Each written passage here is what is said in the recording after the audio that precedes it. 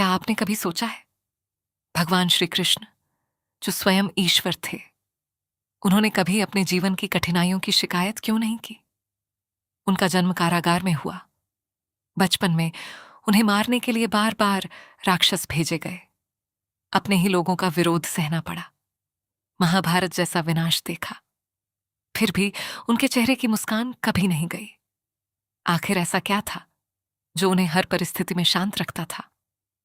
आज मैं आपको श्री कृष्ण के जीवन की एक ऐसी घटना सुनाऊंगा जो शायद आपके जीवन को देखने का नजरिया हमेशा के लिए बदल दे। महाभारत का युद्ध समाप्त हो चुका था। चारों ओर शांति थी, लेकिन उस शांति के पीछे लाखों लोगों का दर्द छिपा हुआ था।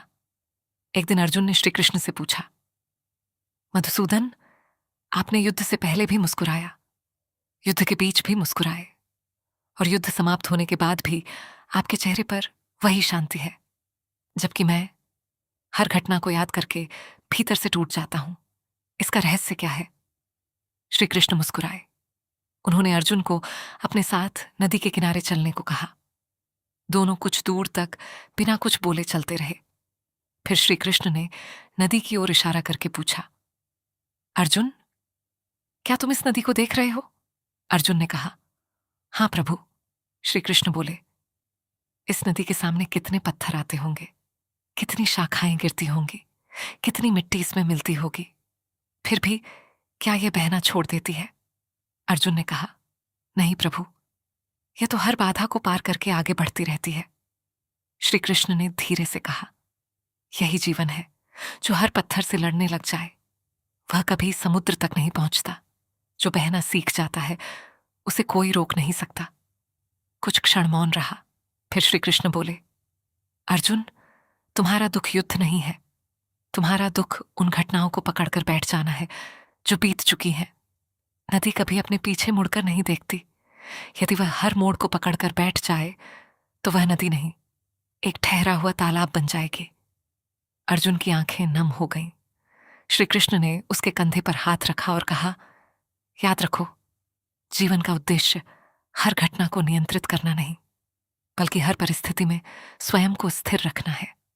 जो स्वयं पर विजय पा लेता है उसे संसार की कोई हार हरा नहीं सकती। आज भी हम में से अधिकांश लोग बीते हुए कल के बोझ को अपने कंधों पर उठाए घूम रहे हैं। किसी की कही हुई बात, किसी का दिया हुआ धोखा, किसी असफलता का दर्द, हम उन्हें छोड़ते नहीं और फिर कहते हैं कि जीवन भारी हो गया है। लेकिन सत्य यह है, जीवन भारी नहीं होता, हम उसे भारी बना लेते हैं।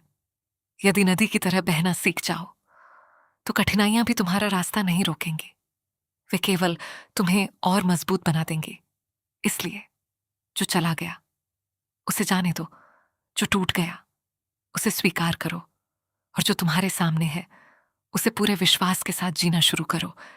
क्योंकि श्री कृष्ण कहते हैं, जो वर्तमान में जीना सीख जाता है उसी के लिए भविष्य स्वयं अपने द्वार खोल देता है। याद रखिए, परिस्थितियां कभी किसी का भविष्य तय नहीं करती, मन की स्थिरता करती है। और जिस दिन आपके भीतर श्री कृष्ण जैसी शांति जन्म ले लेगी, उसी दिन आपकी सबसे बड़ी लड़ाई समाप्त हो जाएगी। क्योंकि तब आप दुनिया से नहीं, अपने भय से जीत चुके होंगे।